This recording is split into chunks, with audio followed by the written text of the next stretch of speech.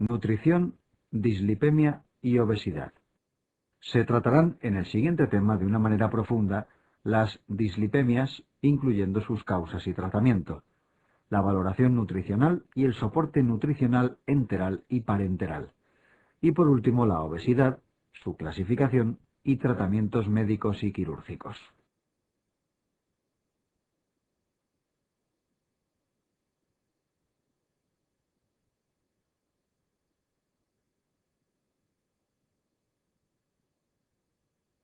Dislipemia familiar. En relación con la herencia de las distintas dislipemias familiares, la hipertrigliceridemia familiar, la hiperlipemia familiar combinada y la hipercolesterolemia poligénica tienen una herencia poligénica. La dislipemia familiar más frecuente es la hiperlipemia familiar combinada.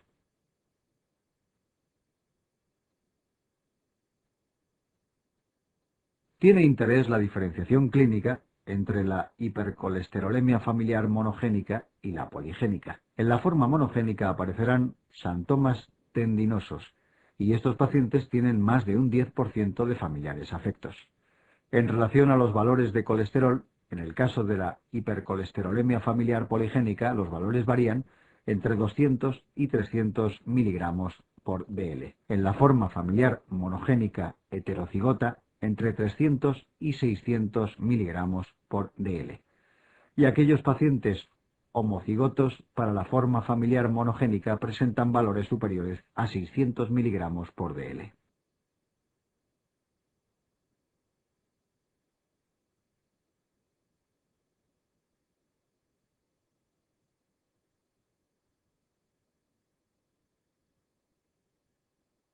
Hiperlipoproteinemias secundarias.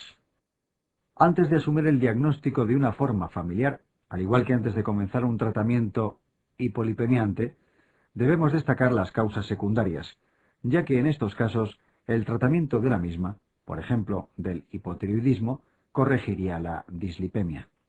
Debemos recordar que el patrón de dislipemia típico de la diabetes mellitus tipo 2 es el mismo que se asocia al síndrome metabólico y la resistencia a la insulina, aumento de triglicéridos con disminución de HDL.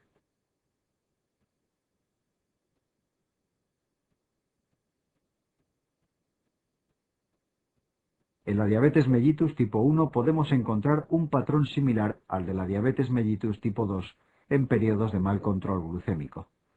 También son de especial importancia la dislipemia asociada a resistencia a insulina, que se asocia al tratamiento antirretroviral de alta actividad con inhibidores de la proteasa.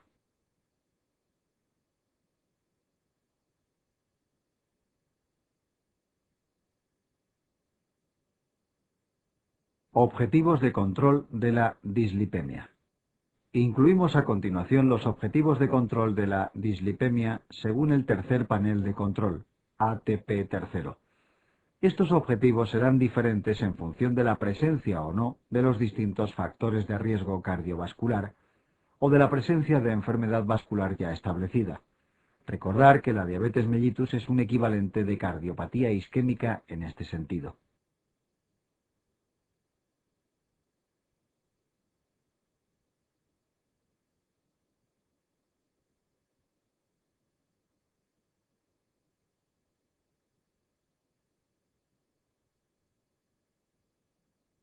Hipolipemiantes. Presentamos el cuadro resumen de los principios activos, efectos sobre colesterol y triglicéridos, acción y efectos adversos de los hipolipemiantes comercializados.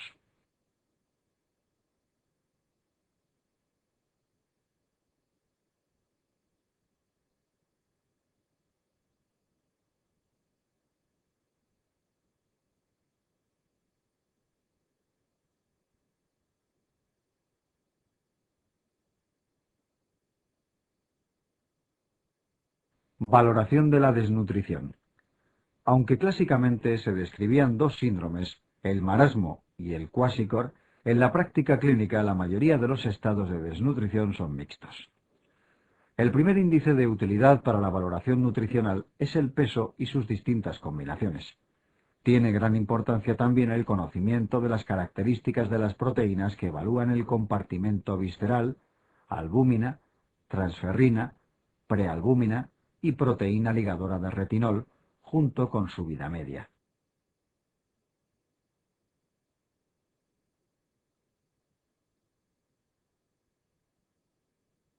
La albúmina constituye un buen parámetro de valoración nutricional inicial, pero dada su vida media prolongada no resulta de utilidad para realizar el seguimiento a corto plazo. Por otra parte, un valor normal casi siempre se corresponde con una adecuada situación nutricional proteica, pero un valor inferior a la normalidad puede aparecer ante enfermedades agudas que desplazan la síntesis hepática hacia otras proteínas o en pacientes portadores de hepatopatías.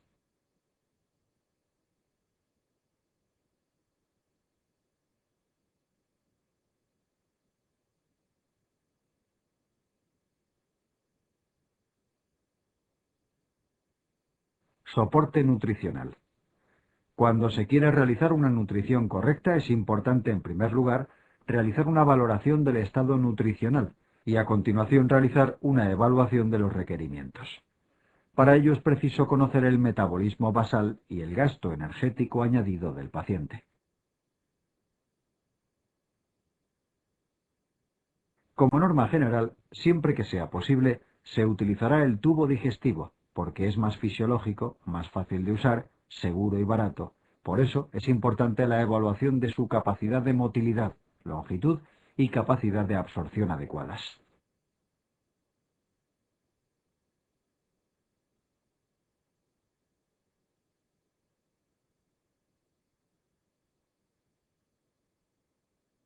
Se presenta el algoritmo del soporte nutricional cuando éste esté indicado. De una manera general, se precisará el soporte nutricional cuando el paciente sea incapaz de cubrir por sí mismo más del 50% de sus necesidades calóricas y proteicas durante más de 7 días. Si el paciente presentase una situación de desnutrición previa, la indicación de soporte nutricional se establecería con un tiempo de espera inferior a 7 días.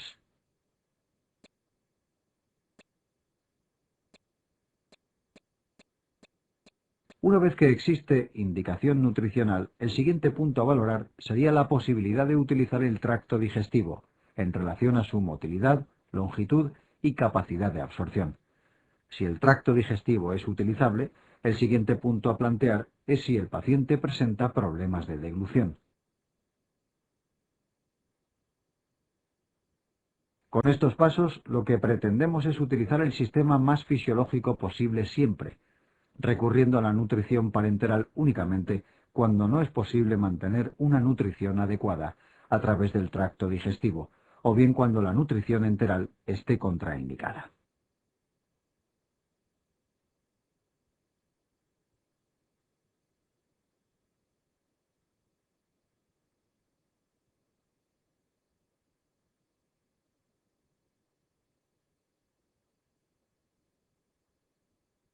Se muestra en la figura los distintos accesos que pueden obtenerse para la alimentación artificial.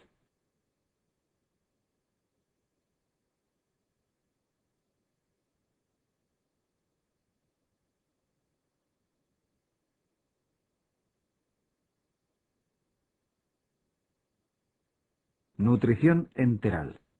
Entre las complicaciones de la nutrición enteral debemos destacar distensión abdominal. En este caso siempre hay que destacar la presencia de híleo paralítico, vómitos o regurgitación. Obliga a suspender la nutrición, valorar el tránsito intestinal, descartar distensión gástrica y comprobar la correcta colocación de la sonda. Broncoaspiración de la dieta. Obliga a la suspensión de la dieta. Diarrea. Si es desde el día 1 a 4 del inicio de la nutrición, suele corregirse disminuyendo el ritmo de infusión o añadiendo fibra. Si se produce a partir del día 4 de nutrición, es importante descartar otras causas, mediante la realización de coprocultivos.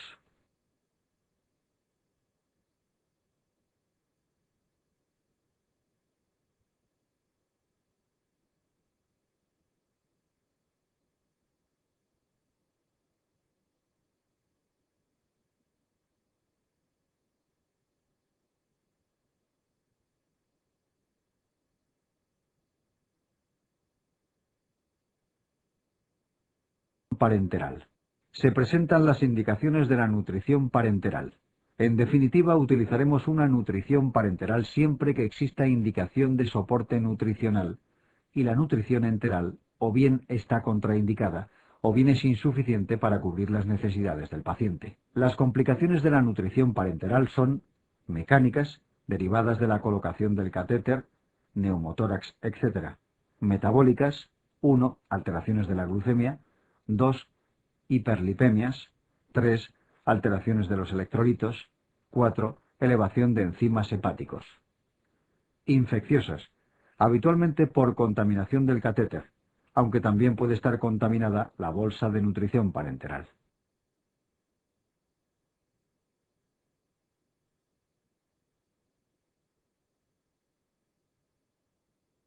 Clasificación de la obesidad. El índice de masa corporal, o de Quetelet, se define como el cociente entre el peso en kilogramos por la talla al cuadrado en metros. El IMC nos permite clasificar la obesidad en grados.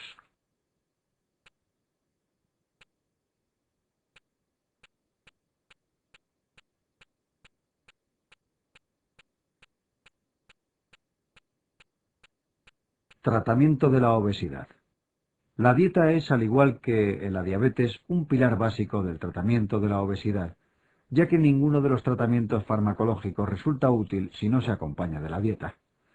Inicialmente se suelen prescribir dietas de 800-1500 kilocalorías con el objetivo de perder 1 kilogramo por semana. En aquellos pacientes que se someten a cirugía bariátrica, el seguimiento adecuado de la dieta también es un pilar fundamental para evitar la aparición de complicaciones. Presentamos las principales características de los tratamientos farmacológicos.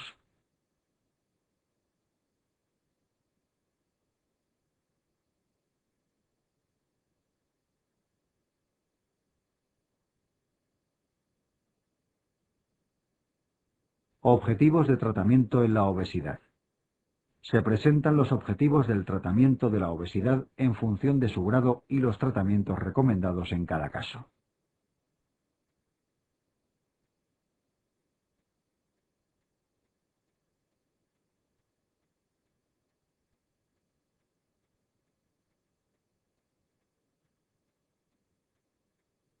Cirugía bariátrica. Se presentan a continuación las indicaciones de la cirugía bariátrica. Es de especial importancia tener en cuenta que el paciente no debe presentar patología psiquiátrica asociada y debe tener un riesgo quirúrgico y anestésico aceptable. Para evitar las complicaciones es fundamental una educación nutricional y apoyo psicológico tanto previamente como después de la intervención. Los suplementos multivitamínicos y de oligoelementos, así como la monitorización periódica del estado nutricional del paciente. Unas buenas recomendaciones y seguimiento dietético serán capaces de prevenir la principal complicación de la cirugía bariátrica: los vómitos.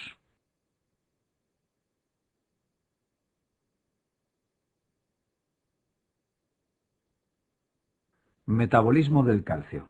El siguiente tema corresponde al metabolismo del calcio.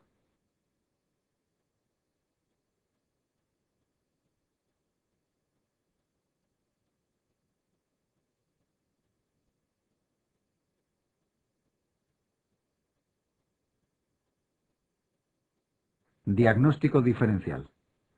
El diagnóstico diferencial de la hipercalcemia incluye multitud de patologías, siendo las causas más frecuentes el hiperparatiroidismo primero y las neoplasias malignas en los pacientes no hospitalizados y hospitalizados respectivamente. En la actualidad, lo habitual es que al diagnóstico los pacientes se encuentren asintomáticos y que la hipercalcemia se haya detectado en una analítica de rutina. En aquellos pacientes que desarrollan sintomatología, la clínica consiste en la presencia de astenia, poliuria, polidipsia, estreñimiento, disminución del nivel de conciencia y arritmias cardíacas. En los casos de hipercalcemia crónica relacionados con hiperparatiroidismo primario, puede aparecer una afectación ósea característica que se conoce como osteitis fibrosa quística, así como afectación renal por depósitos de calcio en el intersticio renal, nefrocalcinosis, o bien la aparición de nefrolitiasis por cálculos de oxalato y fosfato cálcico.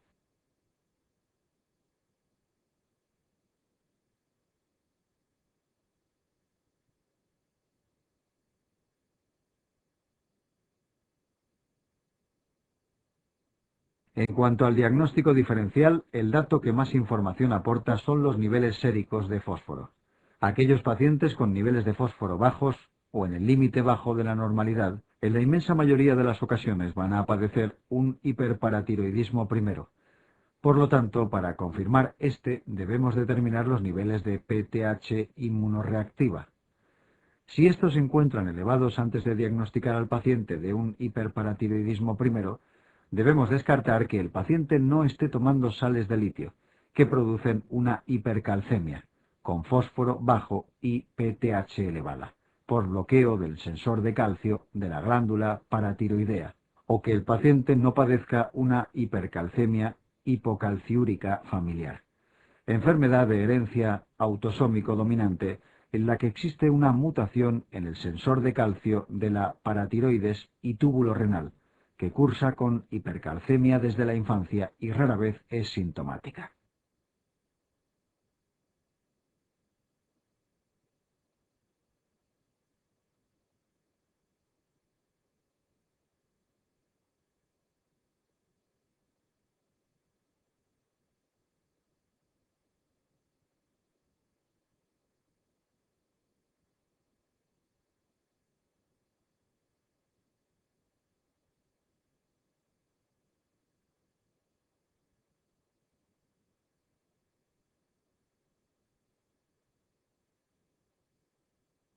Si tras la determinación de los niveles de PTH nos encontramos con que estos están suprimidos, debemos descartar inmediatamente la existencia de una hipercalcemia paraneoplásica por secreción de PTHRP, proteína relacionada con la PTH, que es una proteína con acciones similares a la PTH y que es segregada por células neoplásicas fundamentalmente de estirpe epidermoide.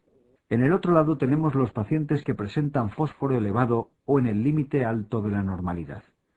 Tras la determinación de los niveles de vitamina D, podemos diferenciar aquellos pacientes con cifras elevadas secundarias a intoxicaciones por vitamina D, enfermedades granulomatosas, sarcoidosis o neoplasias, linfomas, de aquellos con niveles disminuidos como acontece en el caso de las metástasis líticas a nivel óseo, enfermedades que cursan con aumento de la resorción ósea, hipertiroidismo o intoxicación por vitamina D, o en la hipercalcemia por hiperparatiroidismo segundo o terciario en la insuficiencia renal crónica.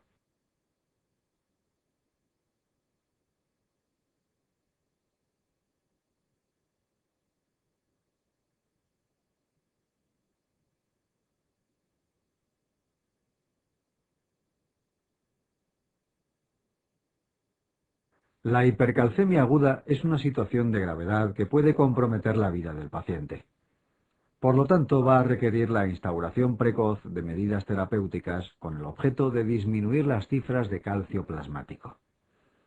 La medida más precoz y eficaz es la rehidratación del paciente, que corrige la situación de repleción de volumen que presentan estos sujetos e incrementa la eliminación urinaria de calcio. Una vez conseguida la repleción de volumen, la adicción de diuréticos de asa, furosemida, incrementa aún más la eliminación urinaria de calcio.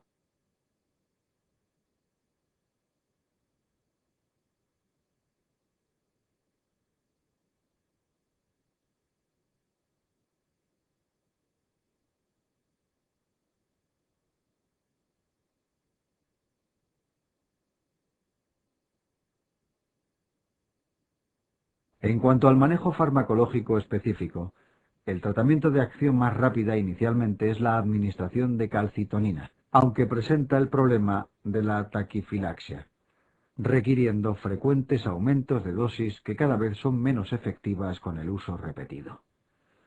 Los fármacos más potentes a la hora de disminuir los niveles plasmáticos de calcio son los bifosfonatos. Estos fármacos tardan en conseguir un efecto completo entre 24 y 48 horas, aunque su vida media es muy prolongada, y mantienen su acción sobre los niveles de calcio durante varios días. Su principal mecanismo de acción es la disminución de la resorción ósea al inhibir la acción osteoclástica.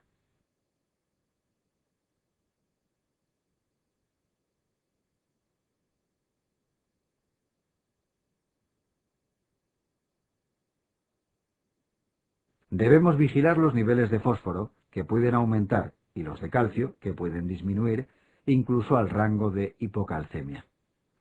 Finalmente, en el manejo clínico de las hipercalcemias también se emplean los glucocorticoides, por su acción antiinflamatoria sobre lesiones neoplásicas y la inhibición de la acción de la vitamina D. Por lo tanto, debemos tener muy en cuenta que el empleo de glucocorticoides solo está indicado en aquellos pacientes con hipercalcemia de origen tumoral o secundaria a la elevación de las cifras de vitamina D.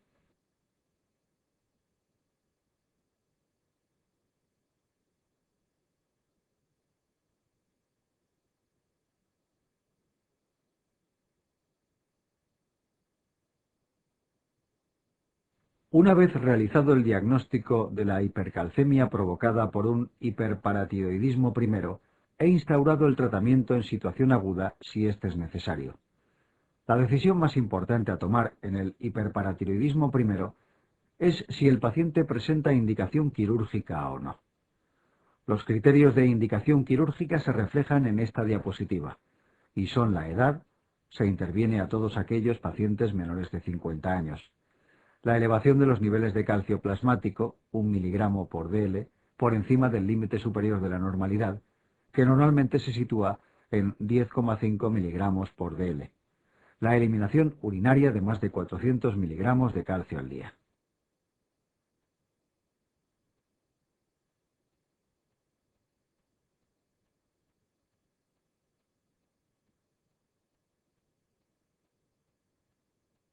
Una disminución en el aclaramiento de creatinina superior al 30% del aclaramiento que le correspondiera al paciente ajustado a edad y sexo, el padecimiento de episodios de nefrolitiasis aguda de repetición o la visualización de un cálculo en la vía urinaria en la radiografía simple de abdomen. A nivel óseo es criterio quirúrgico la presencia de un descenso en la densidad mineral ósea superior a menos 2,5 desviaciones estándar en el T-score. Junto a estos criterios también se consideran de indicación quirúrgica aquellos pacientes que hayan presentado un episodio de hipercalcemia aguda que haya comprometido su vida, o bien que no se pueda asegurar por motivos psíquicos, sociales o económicos un correcto seguimiento en consultas.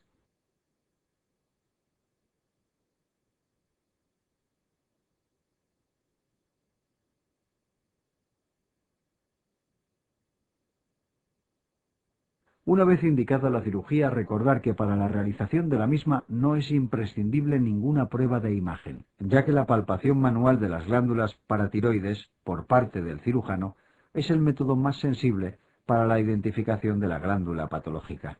En caso de programar una cirugía mínimamente invasiva, sí sería necesario localizar las glándulas afectas antes del acto quirúrgico, lo que se puede conseguir mediante la realización con una gammagrafía con tecnecio sestamibi, que en caso de resultado dudoso se puede acompañar de una ecografía selectiva de la región paratiroidea.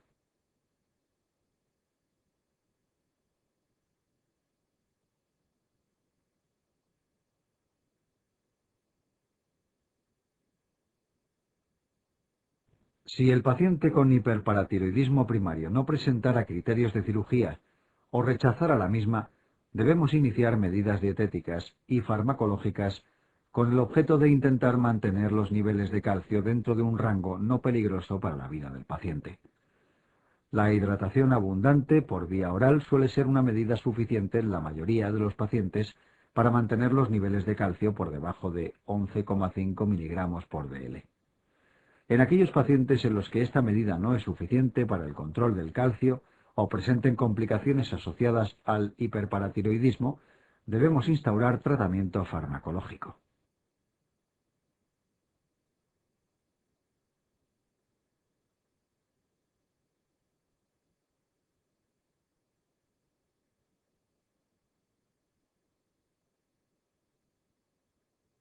Las mujeres posmenopáusicas que presenten cierto grado de dismineralización ósea pueden verse beneficiadas del empleo de terapia hormonal sustitutiva con estrógenos durante los primeros 5 años de menopausia. La prolongación del tratamiento estrogénico durante más tiempo del recomendado se ha visto asociada a un incremento de eventos cardiovasculares y, por lo tanto, no estaría indicado en este tipo de población. Otra opción terapéutica es el empleo de moduladores selectivos del receptor estrogénico, como el raloxifeno, que se ha mostrado efectivo en el tratamiento de la osteoporosis de la mujer posmenopáusica. Los fármacos antirresortivos de más amplio uso y una amplia experiencia clínica son los bifosfonatos, de los que disponemos de formas galénicas de administración semanal. Se han demostrado efectivos tanto en la disminución de las cifras de calcio circulantes como en la detección de la progresión e incremento de la densidad mineral ósea en el hueso osteopénico y osteoporótico.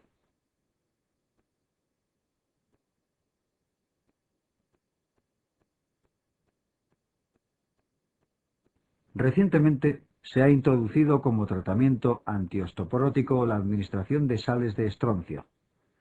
Finalmente, como tratamiento específico del hiperparatiroidismo, en aquellos casos con contraindicación o rechazo a la cirugía, disponemos del tratamiento con fármacos calciomiméticos, que son agonistas de alta afinidad del receptor de calcio a nivel de la glándula paratiroidea, que han demostrado ser muy efectivos en el manejo del hiperparatiroidismo secundario de la insuficiencia renal crónica, aunque también se han obtenido resultados satisfactorios en el manejo de los pacientes con hiperparatiroidismo primario.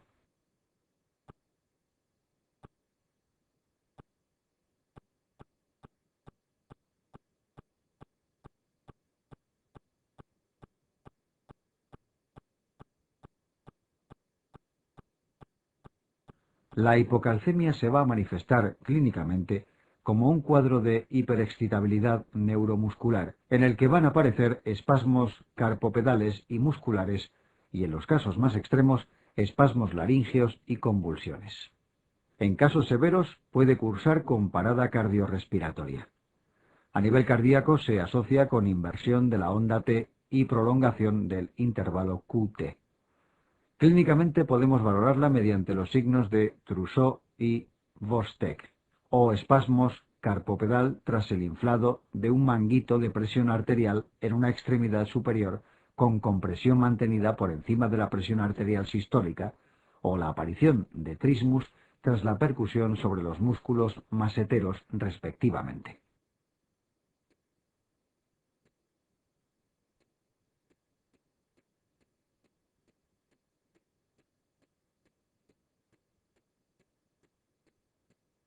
En cuanto a su diagnóstico diferencial, debemos valorar, al igual que en el caso de la hipercalcemia, los niveles de fósforo.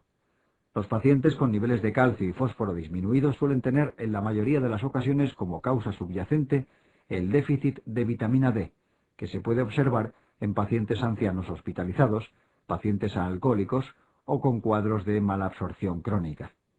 Si los niveles de fósforo se encuentran aumentados, debemos determinar las cifras de paratormona inmunorreactiva.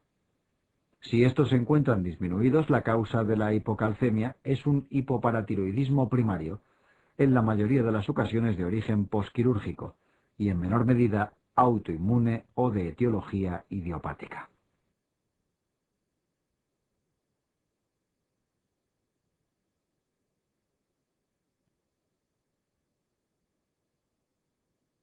Si los niveles de PTH están elevados, nos podemos encontrar ante una fase precoz del hiperparatiroidismo secundario de una insuficiencia renal crónica, o bien el paciente puede presentar una anomalía en el receptor de PTH, conocida como pseudohipoparatiroidismo. Mención aparte merece las alteraciones asociadas a la hipomagnesemia. La presencia de niveles sanguíneos disminuidos de magnesio se relacionan con hipocalcemia por alteración de la secreción de PTH o bien disminución de la respuesta periférica a esta. Si la hipomagnesemia es leve o moderada bioquímicamente, nos encontraremos con cifras de calcio descendidas y aumento de PTH. Si la hipomagnesemia es severa, nos encontraremos con hipocalcemia y descenso de las cifras de PTH. Por lo tanto, ante cualquier hipocalcemia que no se corrige con tratamiento habitual, debemos pensar en la presencia de una hipomagnesemia coexistente y corregir previamente esta.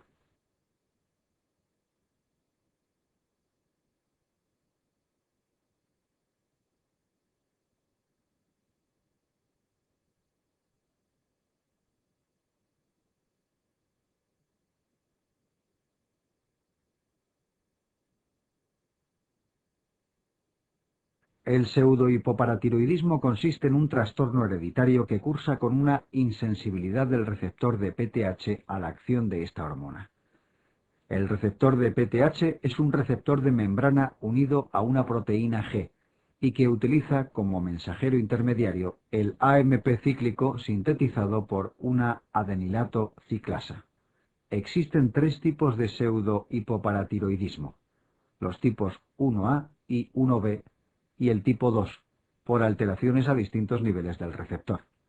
El tipo 1A está producido por una mutación en la proteína G de membrana y se asocia con un cuadro malformativo que se conoce como osteodistrofia de Albright y que cursan con cara redondeada, pseudopterygium coli, obesidad, talla baja y acortamiento del cuarto y quinto metacarpiano, y se puede acompañar en ocasiones de retraso mental.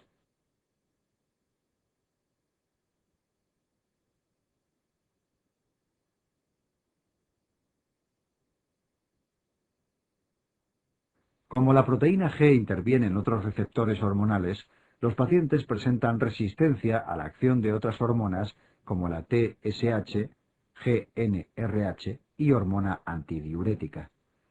La mutación se localiza en el cromosoma 20. El pseudohipoparatiroidismo tipo 1B presenta una alteración en el receptor entre la proteína G y la producción de AMP cíclico. El pseudohipoparatiroidismo tipo 1B presenta una alteración del receptor posterior a la producción de AMP cíclico. Para diferenciar entre los tipos 1 y 2, se ha utilizado la administración de PTH intravenosa, tras la que se obtiene un incremento de las cifras de AMP cíclico en orina en el tipo 2, mientras que esta excreción no se incrementa en los tipos 1. En ninguno de los tres casos se incrementará la excreción urinaria de fósforo en respuesta a la PTH, lo que confirma la insensibilidad del receptor a la acción de la hormona. La presencia de osteodistrofia de Albright, sin alteración en el receptor de PTH ni ninguna otra insensibilidad a la acción hormonal, se conoce como pseudo-hipoparatiroidismo.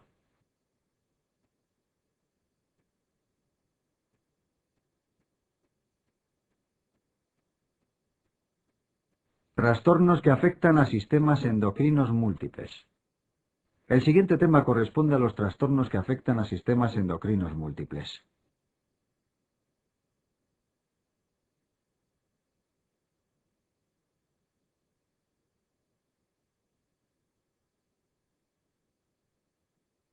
Los síndromes poliglandulares autoinmunes son enfermedades hereditarias en las que se asocian diversas manifestaciones endocrinológicas de origen autoinmune. Existen dos tipos. El síndrome poliglandular autoinmune tipo 1 presenta una herencia autosómico recesiva relacionada con mutaciones en el gen AIRE localizado en el cromosoma 20. Es una enfermedad que se diagnostica en la infancia, cursando con una tríada característica consistente en la aparición de candidiasis mucocutánea resistente al tratamiento habitual, adrenalitis autoinmune e hipoparatiroidismo autoinmune.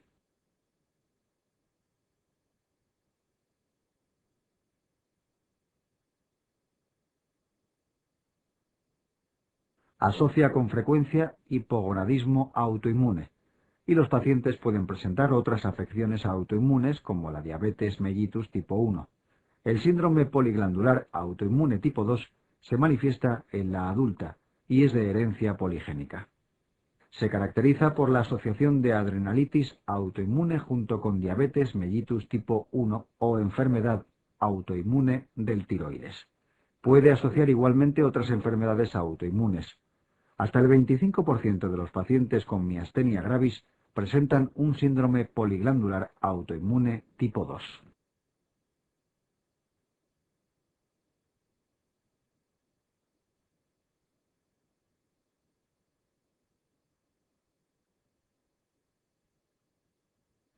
Las neoplasias endocrinas múltiples, MEN, son enfermedades hereditarias en las que se asocian varios tipos de tumores de estirpe endocrinológica.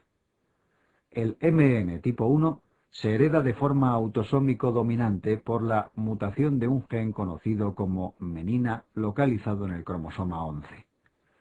La alteración que con más frecuencia presentan estos pacientes es un hiperparatiroidismo primero como consecuencia de una hiperplasia de paratiroides, al contrario que ocurre en el hiperparatiroidismo primero aislado, en el que la mayoría de las ocasiones, más del 80% de los casos, lo que encontramos es un adenoma de paratiroides.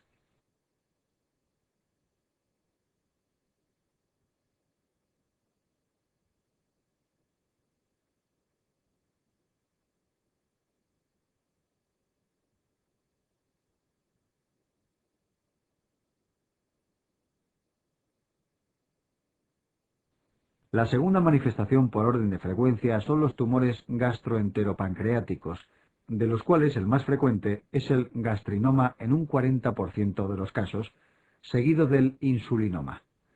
Finalmente, estos pacientes asocian tumores hipofisarios, siendo el más frecuente el prolactinoma seguido del productor de GH. En un 25% de los pacientes podemos encontrar adenomas no funcionantes localizados en la suprarrenal. El MEN tipo 2 es consecuencia de una mutación en el protooncogen RET localizado en el cromosoma 10.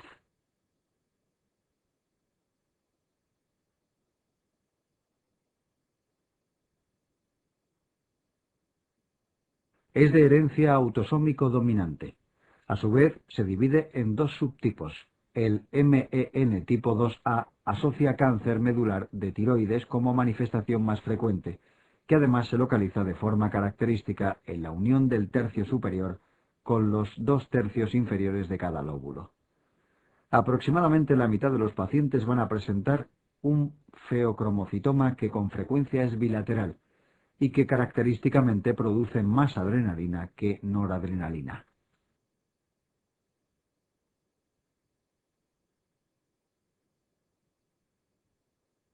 La manifestación menos frecuente es el hiperparatiroidismo por hiperplasia de paratiroides. Otras asociaciones que se encuentran en estos pacientes son la presencia de lesiones liquenoides cutáneas y la enfermedad de Hirschsprung. Los pacientes que presentan un MEN tipo 2B presentan una variedad de carcinoma medular de tiroides más agresivo que puede debutar con metástasis antes del año de edad. Asocia también la presencia de feocromocitoma, que al igual que en el caso del MEN2A es frecuentemente bilateral, gangliomatosis mucointestinal y hábito marfanoide.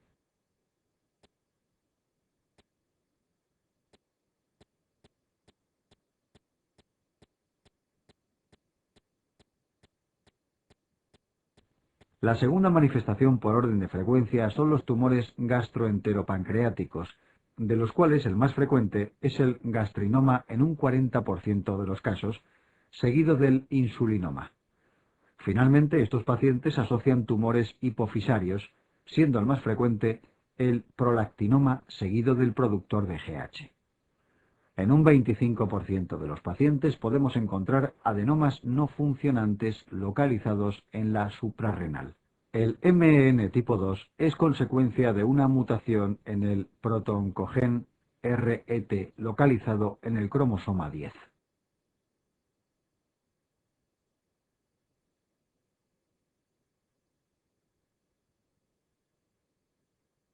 Es de herencia autosómico dominante. A su vez, se divide en dos subtipos. El MEN tipo 2A asocia cáncer medular de tiroides como manifestación más frecuente, que además se localiza de forma característica en la unión del tercio superior con los dos tercios inferiores de cada lóbulo. Aproximadamente la mitad de los pacientes van a presentar un feocromocitoma que con frecuencia es bilateral y que característicamente produce más adrenalina que noradrenalina.